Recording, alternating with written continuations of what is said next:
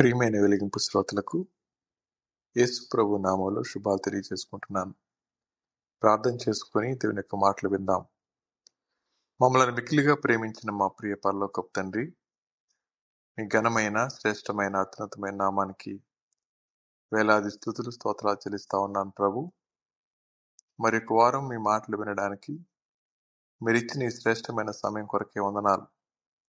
ఈ సమయాన్ని మా అందరికీ దీవెనకరంగా చేయమని మా ప్రభువును మీ రక్షకుడు అయిన యేసయ్య పుణ్య నామంలో మిక్కిలి వినయముగా అడిగి వేడుకొని ప్రార్థిస్తున్నాం తండ్రి, ఆమేన్. ప్రియ శ్రోతలు, ఈ వారం మన పాఠ్యాంశం న్యాయాధిపతుల గ్రంథం 6వ అధ్యాయం 36వ వచనం నుంచి కొన్ని వచనాలు చదువుకుందాం. న్యాయాధిపతుల గ్రంథం 6వ అధ్యాయం 36వ వచనం నుంచి. అప్పుడు గిద్యోను, నీవు సెలవిచ్చినట్లు నా చేత ఇశ్రాయేలీయులను రక్షింపనుద్దేశించిన ఎడల నేను కళ్ళమున గొర్రెబొచ్చు ఉంచిన తరువాత నేల అంతయు ఆరియుండగా ఆ గొర్రెబొచ్చు మీద మాత్రమే మంచు పడునెడల్లా నీవు సెలవిచ్చినట్లు ఇశ్రాయేలీయులను నా మూలముగా రక్షించదవని నేను నిశ్చయించుకుందునను అని దేవునితో నేను. అలాగున జరిగాను. అతడు ప్రొద్దున లేచి ఆ బొచ్చును పిడిచి నీళ్లతో పాత్ర నిండు వరకు ఆ బొచ్చు నుండి మంచును పిండెను. అప్పుడు గిద్యోను, నీ కోపము నా మీద మండనీయకుము, ఇంకొక మారే ఆ బొచ్చు చేత శోధింప సెలవిమ్ము. నేల అంతటి మీద మంచు పడి ఉండగా ఆ బొచ్చు మాత్రమే పొడిగా ఉండనిమ్మని దేవునితో అనగా, ఆ రాత్రి దేవుడు అలాగున చేశాను.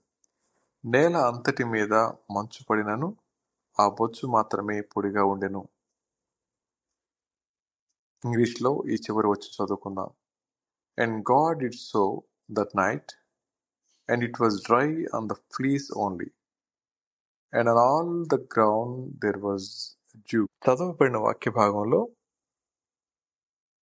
జరిగిన సందర్భాన్ని మీ ముందుకు తీసుకొని వస్తాను.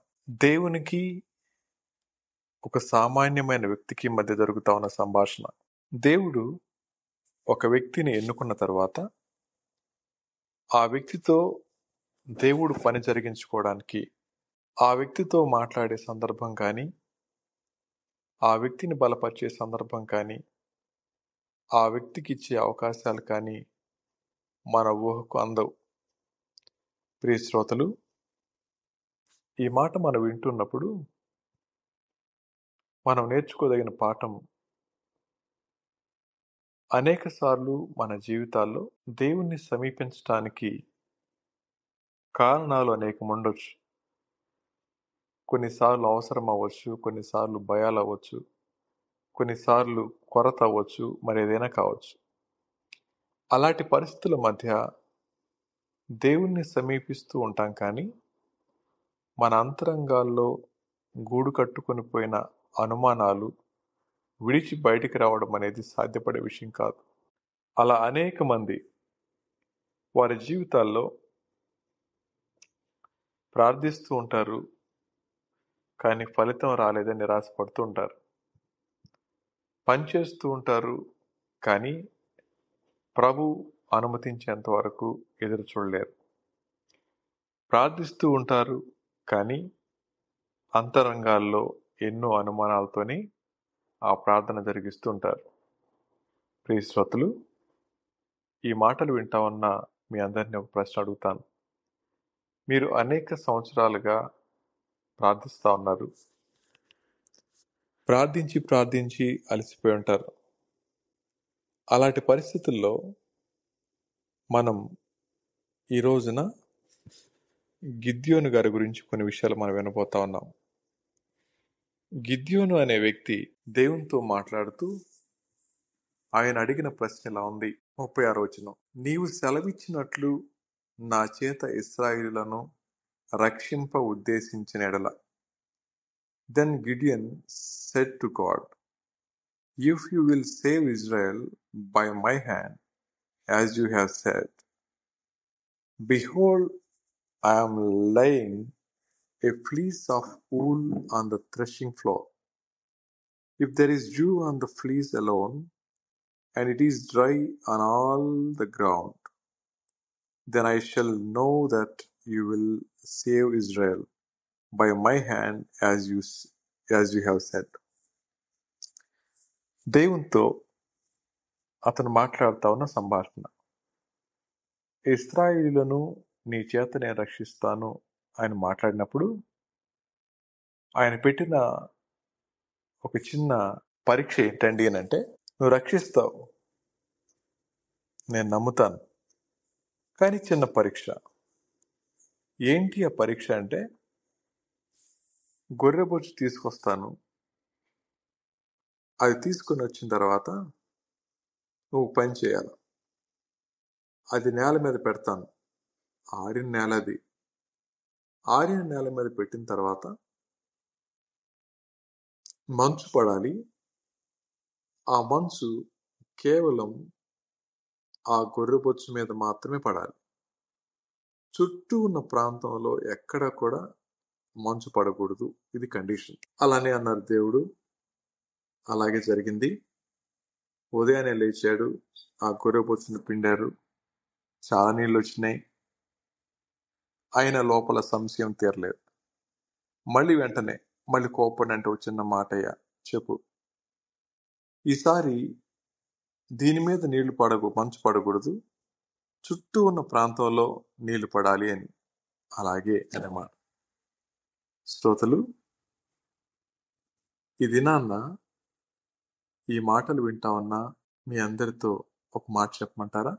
మనందరి జీవితాల్లో ప్రార్థించే ప్రతిసారి కూడా మన లోపల అలాంటి అనుమానం అనే ఒక విషయాన్ని మన చేత పట్టుకుని వెళ్తూ ఉంటాం. వెళ్ళిన తర్వాత ప్రార్థిస్తాం, పరీక్ష కూడా పెడతాం. ఒకవేళ అదే సమయంలో మన జీవితాల్లో కూడా ప్రభు అదే పరీక్ష పెడితే నిలబడగలమంటారా? చాలాసార్లు బైబిల్ ఇలా చెప్తా ఉంది, చూచి నమ్మిన వానికంటే చూడక నమ్మిన వాడు ధన్యుడు అని. స్వయాన దేవుడే నీ ద్వారా నా ద్వారా పని జరిగించుకోవడానికి ఆశపడుతూ మనల్ని ఎన్నుకొని మనల్ని సంరక్షిస్తూ మనకు అవకాశాలు ఇస్తూ ఉంటే మనమేమో దేవుణ్ణే ప్రశ్నిస్తూ ఉంటాం. అలా ప్రశ్నిస్తూ ఉన్నప్పుడు జరిగే విషయం ఏంటో చెప్పమంటారా? ఒకసారి ఒక వచనం మీకు చెప్తాను. కీర్తన 103 రాయబడి ఉంది. అక్కడేముంటుందండి అంటే, యెహోవాయే దేవుడని తెలుసుకోండి, ఆయనే మనల్ని పుట్టించెను, మనము ఆయన వారము, మనము ఆయన ప్రజలము, ఆయన మేపు గొర్రెలము అనే మాట. ఈ మాట మనం వింటున్నప్పుడు అక్కడ 3 విషయాలు కనపడతా ఉన్నాయి. ఆయన దేవుడు, ఆయన మనల్ని పుట్టించారు, మనం ఆయన వాళ్ళము, ఆయన ప్రజలము, ఆయన మేపే గొర్రెలము. ఎంత స్పష్టంగా మనం ఏమై ఉన్నామో, ఆయన ఏమై ఉన్నాడో, ఆయన ఏం చేస్తారో మనతో మాట్లాడుతూ ఉన్నప్పుడు, ఆయన మాట విని లోబడాల్సిన మనం ఆయన మీదే తిరుగుబాటు చేస్తున్నప్పుడు అనేక సార్లు మన జీవితాల్లో సరైన సమాధానాన్ని పొందుకోలేక నష్టపోతుంటాం. ప్రియ శ్రోతలు, ఈ సాయంకాల సమయంలో ఈ మాటలు వింటా ఉన్న మిమ్మల్ని ప్రశ్న అడుగుతాను. ఆయన మీ దేవుడని నమ్మారా? నమ్మిన ఎడల అనుమానించకండి, ఆయన తప్పక కార్యం జరిగిస్తారు. రెండో మాట, ఆయనే మన సృష్టికర్త అన్న విషయాన్ని నమ్మారా? నమ్మితే తప్పకుండా విశ్వాసం ఉంచండి, ఆయన కార్యం జరిగిస్తారు. మనము ఆయన వారము అన్నప్పుడు ఆయన యందు ఎవరైతే విశ్వాసం ఉంచుతారో వారందరూ దేవుని కుమారులు కుమార్తెలు అని బైబిల్ చెప్తా ఉంది. అలాంటి మనం ఎందుకు సంశయించాలా? చివరి గంట ఉన్నారు, ఆయన మేపు గొర్రెలము అని. ఏ సమయానికి ఏది అవసరమో, ఎప్పుడు మేత పెట్టాలో, ఎప్పుడు నీరివ్వాలో, ఎప్పుడు పండబెట్టాలో, ఎప్పుడు నడిపించాలో సమస్తాన్ని ఎరిగినటువంటి వాడు కాపరి. ఆయన కాపరత్వం కింద మనం ఉన్నప్పుడు దేని గురించి సంశయించాలి చెప్పండి?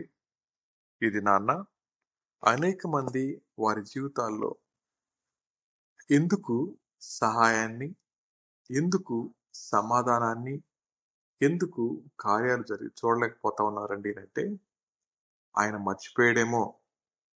ఒకవేళ తీరా మొదలుపెట్టిన తర్వాత ఆయన సహాయం చేయకపోతే ఓడిపోతానేమో. ఒకవేళ మొదలుపెట్టాం, ఆయన సహాయం చేశాడు, ఫలితం వస్తుందో రాదో అంటూ అనేక అనుమానాల మధ్య కూరుకొని పోవడం నేటి క్రైస్తవ విశ్వాసుల యొక్క జీవితాల్లో తరచుగా తారసపడతా ఉన్న దృశ్యం. శ్రోతలు, ఈ దినాన్న గిద్యోను అనే వ్యక్తి అంటా ఉన్నారు, ప్రభా నువ్వు రక్షించే మాట వాస్తవం, నేను నమ్ముతాను. అయితే చిన్న పరీక్ష. ప్రభు విన్నారు, సమాధానం ఇచ్చారు. అంతటితో సంతోషపడిన ఆయన మరి ఒక్కసారి పరీక్ష. మళ్ళీ దేవుడు విన్నారు. ఈ సందర్భంలో అడుగుడి మీకు ఇయ్యబడును అనే మాట, వెదకుడి మీకు దొరుకును అనే మాట, తట్టుడి మీకు తీయబడును అనే మాట మీకు గుర్తుకు రావడం లేదా? అడుగు ప్రతి వానికిని అనగా ఆయన చిత్తానుసారముగా జరిగించే ప్రతి వానికిని ఆయన తప్పకుండా సహాయం చేస్తారు. శ్రోతలు, ఈ మాటలు వింటా ఉన్న మీతో ఒక చిన్న మాట చెప్పాలి. గిద్యోని యొక్క అంతరంగానినటువంటి దేవుడు, ఆయన ఎలాంటి వాడు? తల్లి గర్భమందు రూపించబడినప్పుడు దేవుడు తన విశ్వాసాన్ని స్థిరపరచడానికి, తన విశ్వాసంలో తనకు ధైర్యాన్ని దయచేయడానికి, తనను తన పరిస్థితుల్లో వాడుకోవడానికి ఇష్టపడిన దేవుడు కాబట్టి అడిగినప్పుడు ఆయన వారికి జవాబిచ్చారు. అంత మాత్రమే కాదు, అలా మాట్లాడుకుంటూ పోతే గిద్యోను మాట్లాడుతూ ఉంది మామూలు మనిషితో కాదండి. గిద్యోను గారు మాట్లాడుతూ ఉంది సృష్టికర్త అయిన దేవునితో. సృష్టికర్త అయిన దేవునికే పరీక్ష పెట్టే మానవులు, ఆ మానవులకు జవాబిచ్చే దేవుడు ఊహలకు అందడం లేదు కదూ. శ్రోతలు, ఈ సాయంకాల సమయంలో ఈ మాటలు వింటాం ఉన్న మిమ్మల్ని ప్రశ్న అడగమంటారా? నిజాయితీగా, యథార్థంగా తన అంతరంగంలో ఉన్న ఆలోచనని దేవుని దగ్గర తీసుకొచ్చి నా చిన్న అనుమానాన్ని నివృత్తి చేయవా అని అడుగుతా ఉంటే ఆయన హృదయమైనటువంటి దేవుడు స్పష్టంగా ఆ ప్రశ్నకి జవాబిస్తూ కార్యం చేయటం అద్భుతం కాదు. అందుకని బైబిల్లో ఒక అద్భుతమైన మాట, సామెతల గ్రంథం 15వ అధ్యాయం 9వ వచనంలో ఏముంటుందండి అంటే, యథార్థవంతుల ప్రార్థన ఆయనకు ఆనందం అని. గిద్యోని గారు ప్రార్థిస్తూ ఉన్నారు, అనుమానిస్తూ ఉన్నట్లుగా కనబడుతుంది, కానీ తన అంతరంగంలో ఉన్న అనుమానాన్ని నివృత్తి చేసుకుంటా ఉన్నారు. అనుమానిస్తూ ప్రార్థించడం వేరు, అంతరంగంలో ఉన్న అనుమానాన్ని నివృత్తి చేసుకోవడం వేరు. వారి స్థితిగతులను బట్టి దేవుడు తప్పక కార్యం చేసేవాడై ఉన్నాడు. ఈ దినాన్న ఈ మాటలు వింటా ఉన్నా నా ప్రియ శ్రోతలకు ఒక చిన్న మాట ఏమిటి అనంటే, దేవుడు మన ప్రార్థన ఆలకించి జవాబు ఇవ్వడానికి సిద్ధంగా ఉన్నారు. అడగడానికి మీరు సిద్ధమేనా? అయితే ఆ ప్రశ్న అనుమానంగా మారితే అనుమానాన్ని నివృత్తి చేయడం కాదు, కానీ మన అంతరంగంలో ఉన్న సంశయాన్ని తెలుసుకోవాలనే అభిలాషను తప్పక దేవుడు తీరుస్తారు. కానీ నేటి దినాన్న దేవుని యొక్క వాక్యం మన చేతిలో ఉంది, మన స్వహస్తాల్లో ఉంది. ఆయన ప్రతిదానికి జవాబు ఇవ్వడానికి సిద్ధంగా ఉన్నారు. సిద్ధపరిచి తన వాక్యాన్ని మన చేతిలో పెట్టారు. అంత స్పష్టంగా దేవుని యొక్క వాక్యం మనకి అందుబాటులో ఉన్నా మనం ఇప్పటికీ కూడా ఆ వాక్యాన్ని శ్రద్ధగా ఆలకించలేకపోతున్నామంటే, ఆ వాక్యాన్ని నమ్మలేకపోతున్నామండి అంటే, ఆ వాక్యానికి అప్పగించుకోలేకపోతున్నామండి అంటే మనల్ని ఏమన్నా చెప్పండి. ఆ దినాన్న స్వతహాగా పిరికివాడైన గిద్యోను అడగడంలో ఆశ్చర్యం లేదు, కానీ ఈ దినాన్న అన్ని వసతులు, అన్ని సౌకర్యాలు, అంతా శ్రేష్టమైన వాక్యం మన చేతిలో ఉన్నప్పుడు ఎందుకు అనుమానించాలి? ఎందుకు ఆయనకు దూరంగా వెళ్ళిపోవాలి? దేవుడు తప్పకుండా మన హృదయ వాంఛన తీర్చే దేవుడు కాబట్టి అడిగి పొందుకొని ఆయన ఆశించిన రీతిగా జీవించడానికి ప్రభువే మనందరికీ తోడుగా ఉండను గాక. తిరిగి మరొక వారం అలా మనం కలుసుకునే పర్యంతం దేవుడు మనందరికీ తోడుగా ఉండను గాక. ఆమేన్.